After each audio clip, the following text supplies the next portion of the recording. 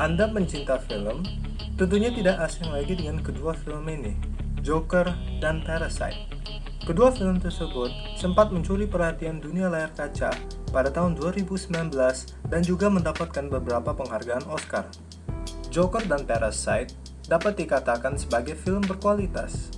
Dilihat dari tema sosial yang diangkat, penampilan yang memukau dari aktor dan aktrisnya, hingga alur cerita yang tak pernah kehilangan momentum. Tetapi, ternyata ada dua perbedaan besar antara kedua film ini. Jika Joker merupakan film major, yaitu film yang diproduksi oleh studio besar dan memiliki budget yang cukup besar. Parasite merupakan film indie. Apa itu film indie? Indie secara umum dapat diartikan sebagai cara memproduksi film secara independen, baik dari segi finansial, pembuatan, dan distribusi. Nah, tentu ini akan menimbulkan berbagai pertanyaan. Bagaimana film Parasite yang budgetnya cukup besar, menggunakan jasa aktor dan aktris Korea ternama, serta dilengkapi dengan visual effect, serta set design yang menakjubkan, bisa disebut sebagai film indie?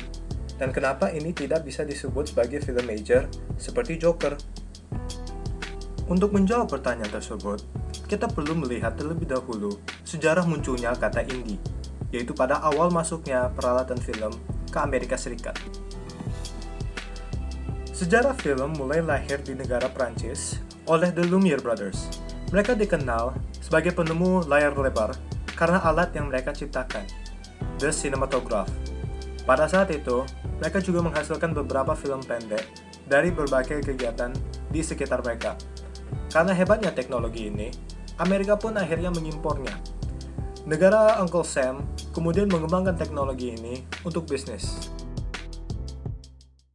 Amerika itu selangkah lebih maju, gitu. Ketika Prancis berkutat di segmen sosial dan budaya, lebih mengutamakan menggunakan teknologi film untuk keperluan sosial dan budaya.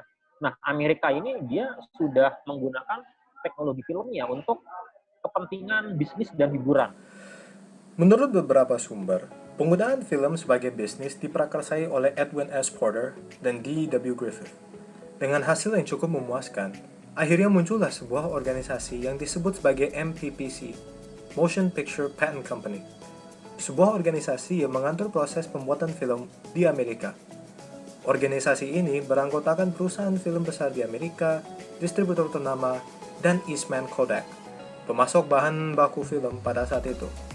Bagi mereka yang tidak bergabung organisasi ini, mereka disebut sebagai independents, dan disinilah kata independent pertama kali muncul.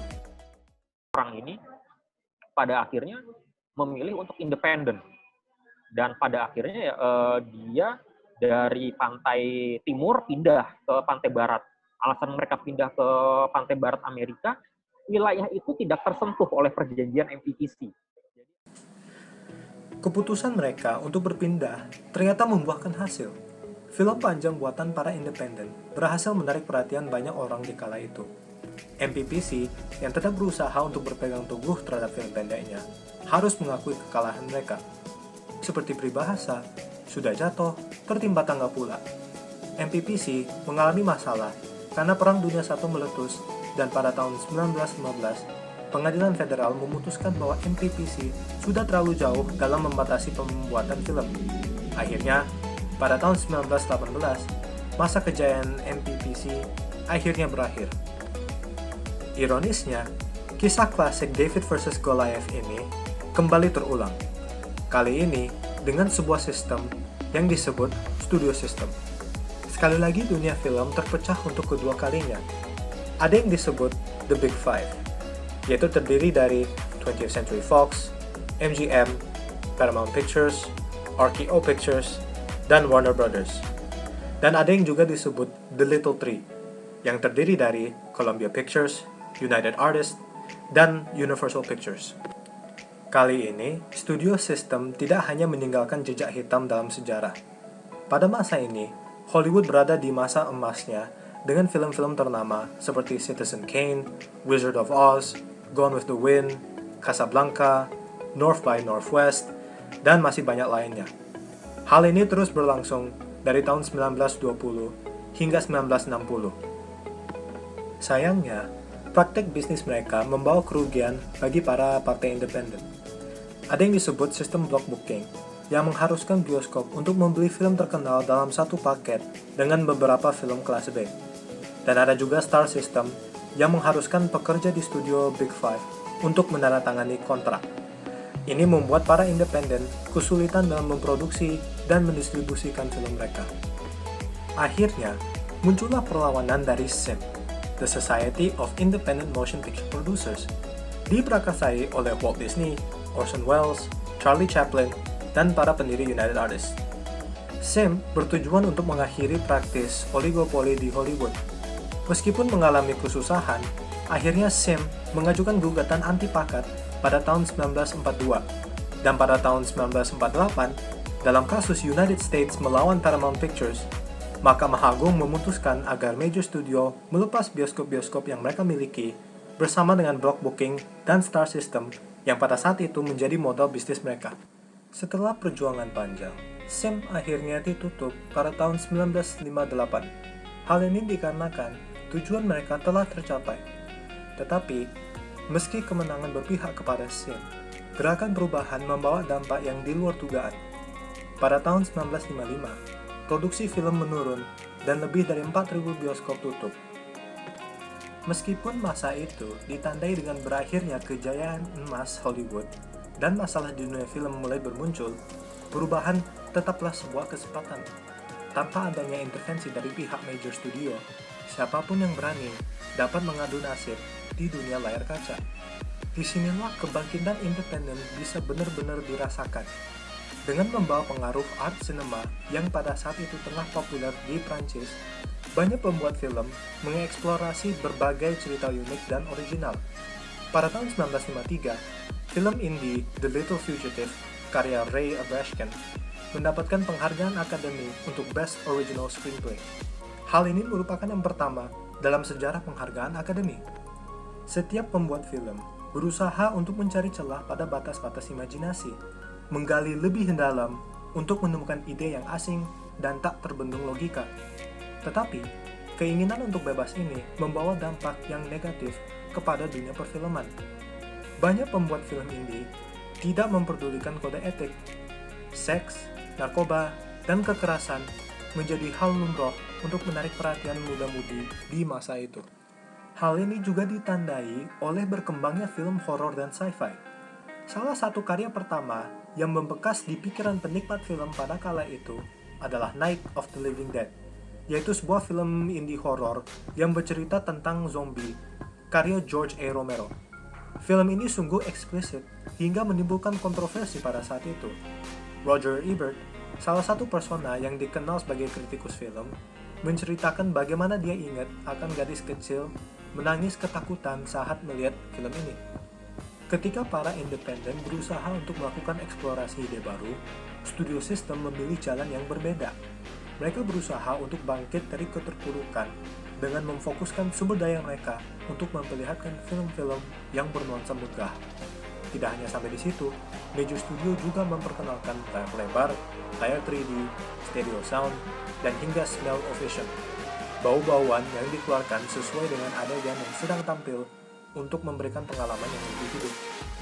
Beberapa karya yang terkenal dari era ini adalah Lawrence of Arabia, The Ten Commandments, dan Cleopatra. Tetapi, hal tersebut tidak cukup untuk membawa perubahan yang diinginkan oleh Hollywood.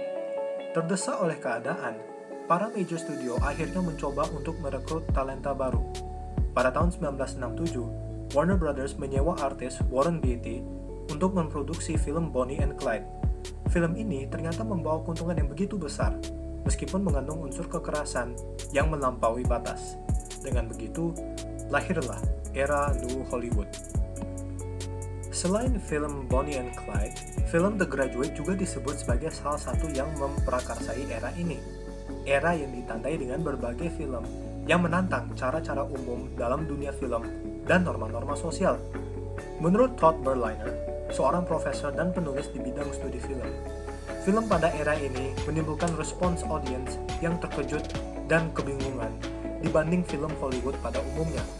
Pada masa New Hollywood ini, dunia perfilman semakin meluas. Dipengaruhi oleh film independen Amerika sama art cinema Eropa dan Asia, era ini menghasilkan beberapa film klasik seperti The Godfather, Chinatown, Barry Lyndon, Taxi Driver, dan masih banyak lagi. Di masa inilah makna independen menjadi kabur. Hal ini dikarenakan major studio membuat film-film yang memiliki karakteristik independen. Bahkan dari tahun 1990 hingga awal tahun 2000, banyak konglomerat Hollywood yang membuat cabang studio yang fokus kepada konten film indie. Akhirnya bermunculanlah studio seperti Fox Searchlight Pictures, Paramount Vantage, Sony Picture Classics, dan masih banyak lagi. Itulah sebabnya mengapa terkadang ada film berbudget mahal yang bisa dianggap sebagai film indie. Salah satu contohnya adalah No Country for Old Men, karya Joel dan Ethan Coen. Film ini didistribusikan oleh Miramax Film dan menghabiskan budget sebesar 20 juta dolar Amerika. Itu setara dengan kurang lebih 225 miliar rupiah. Lantas apa makna kata indie? Menurut John August, seorang penulis, kata indie bisa dikatakan memiliki makna revolusi. Hal ini dikarenakan film indie tidak hanya dibuat di luar, tetapi juga berlawanan dengan studio system. Selain itu, Sherry Ortner, seorang antropologis kultur, menyamakan film indie dengan antropologi dalam esainya yang berjudul Against Hollywood, American Independent Film as a Critical Movement. Dalam hal ini, film indie dapat dilihat sebagai bentuk kritik terhadap diri sendiri, melihat hal-hal yang diterima secara mentah-mentah dari sudut pandang yang lebih kritis. Apabila dilihat dari segi ini, maka makna film indie bisa lebih disederhanakan karena lebih berfokus kepada spirit yang ada dalam film indie. Film indie juga tidak hanya ditayangkan di bioskop, bahkan banyak film indie juga ditayangkan di festival film seperti The Sundance Film Festival, Cannes Film Festival, The Toronto International Film Festival, dan masih banyak lagi. Sejarah film indie di Indonesia juga tidak lepas dari semangat revolusi. Kisah ini dimulai oleh 4 sutradara muda, yaitu Mira Lesmana, Riri Riza, Nanti Akhnas, dan Rizal Mantovani, yang kala itu secara diam-diam berusaha memproduksi sebuah film. Hal ini dilakukan sebagai bentuk pemberontakan terhadap regulasi yang mengekang harapan mereka. Pada masa itu, Ikatan Karyawan Film dan Televisi memiliki syarat bagi yang ingin menduduki kursi sutradara. Seseorang harus telah menjadi asisten sutradara sebanyak minimal 4 kali dan penulis naskah secara minimal 3 kali. Dengan adanya fase mata suri di perfilman Indonesia kala itu, tentu harapan untuk menjadi sutradara makin mengecil. Bahkan mungkin bisa dibilang mustahil. Selain itu, pembuatan film harus disetujui oleh Dewan Penerangan. Akhirnya, dengan segala sumber daya yang mereka miliki, para sutradara muda ini berusaha membuat film Cul-de-sac. Pembuatan film ini berlangsung selama 3 tahun. Meski proses ini merupakan perjalanan awal yang baru, ada kemungkinan hal tersebut menjadi akhir dari tidak hanya harapan, tetapi karir dari para lulusan Institut Kesenian Jakarta ini. Hal ini dikarenakan peraturan yang ada bisa membuat proses pembuatan film mereka dianggap melanggar hukum, tetapi semangat mereka tidak pernah padam. Dengan munculnya gerakan Partai Demokrat dan koran Tempo yang kala itu dibredel oleh pemerintah, mereka hanya semakin teguh dengan keputusan membuat film Cul-de-sac. Mungkin di mata hukum, mereka bersalah, tapi dalam catatan sejarah film Indonesia, mereka merupakan sosok pemberani. Dari perjuangan, lahirlah hasil memuaskan dengan 100.000 penonton, dan 20 tahun setelah cerita pemberontakan itu, Cul-de-sac dirayakan sebagai film pembuka kebangkitan industri film Indonesia, dengan Mira Lesmana, Riri Riza, Nanti Akhnas, dan Rizal Mantovani sebagai pelopornya. Tidak hanya film Cul-de-sac, lesunya dunia perfilman pada masa itu juga mendorong para sinias muda untuk menghasilkan film indie. Berdasarkan data Cinema Poetica Research Center tahun 2016, sebelum tahun 1998 hanya ada 4 komunitas film. Sesudah tahun itu, angka tersebut meningkat hingga 73 komunitas. Hal ini juga didorong oleh jatuhnya rezim Orde Baru pada Mei 1998. Sebelum hanya sebagai kegiatan kampus, komunitas film setelah tahun 1998 mulai keluar lingkungan kampus. Tercatat dari ratusan yang ada. 77 komunitas hadir dalam acara temu Komunitas Film Indonesia di Purwokerto, Jakarta, tahun 2016 yang lalu. Perkembangan ini pun terus berlanjut. Perkembangan film indie di Indonesia berkembang dengan luar biasa. TKFI tahun 2018 yang diselenggarakan di Sukabumi itu mewadahi 41 kota, banyak loh ya, 98 komunitas, 335 peserta. Ini kan luar biasa. Kemajuan dalam dunia film indie juga tidak lepas dari adanya perkembangan teknologi. Dengan teknologi seperti HP dan smartphone, mengambil gambar juga tidak harus selalu terbatas pada kamera saja. Semua bisa diproduksi dalam satu alat. Gitu. Mau membuat kamera, menggunakan kamera ada, mau mengedit di sini juga ada, mau mendistribusikan di sini dengan ada, di sini juga ada dengan media internet. Jadi produktivitas ke depan ini sampai sekarang perkembangan film independen banyak cabang kalau saya melihat, banyak aplikasinya ya. Film indie dulu pun juga berusaha memaksimalkan penggunaan teknologi digital. Beberapa film seperti Eliana, Titik Hitam, dan Bendera semuanya dibuat dengan kamera digital. Hal ini menunjukkan bahwa memang indie lebih mengarah kepada semangat untuk melawan dan mencipta terlepas dari medium yang digunakan dan proses finansialnya, melawan segala batasan, menciptakan karya diri yang sebelumnya hanya terukir dalam imajinasi. Anda tertarik? Anda tak perlu bingung harus mulai dari mana. Berikut ini kami beri film indie yang wajib Anda tonton. Yang pertama adalah Pulp Fiction. Pulp Fiction adalah film karya Quentin Tarantino yang bergenre drama dan kriminal dan juga memiliki alur yang cukup unik. Di sini, penonton diperlihatkan bagaimana kehidupan seorang petinju, dua kriminal, dua mob besar, dan seorang istri dari sebuah gangster saling berseberangan satu dengan yang lain.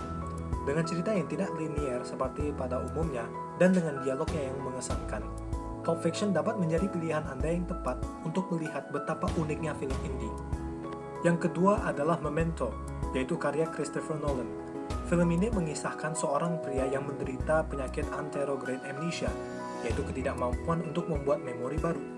Di saat yang sama, pria tersebut berusaha untuk menyingkap identitas dari pembunuh istrinya dengan menggunakan foto Polaroid dan tato agar dirinya tidak kehilangan jejak. Film Memento cukuplah unik dari segi cerita, dan bagaimana cerita tersebut ditampilkan di layar kaca, yaitu dengan secara terbalik dan maju secara bersamaan dan berakhir di tengah-tengah. Unik bukan? Apabila Anda ingin melihat film yang bermain dengan pikiran Anda, Memento adalah pilihan yang tepat. Beralih ke film ketiga, saatnya membahas film Indonesia. Tentunya tidak ada film lain yang bisa mendapatkan tempat spesial selain film Cul-de-Sac.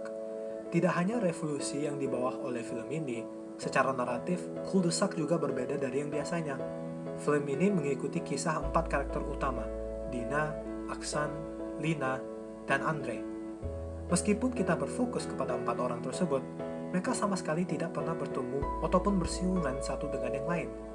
Meskipun terkesan tidak biasa, film ini sebenarnya ingin menunjukkan dunia dari perspektif 4 karakter dunia itu, dengan menceritakan berbagai masalah yang dihadapi tiap karakter. Cul-de-Sac ingin mengajak penontonnya untuk bersikap kritis terhadap isu-isu yang di dalam dunia nyata yang tercermin dalam film ini. Film yang terakhir adalah film yang bernama Ziarah, yaitu karya BW Purbanegara. Film ini mendapatkan 2 penghargaan dari Asian International Film Festival and Awards.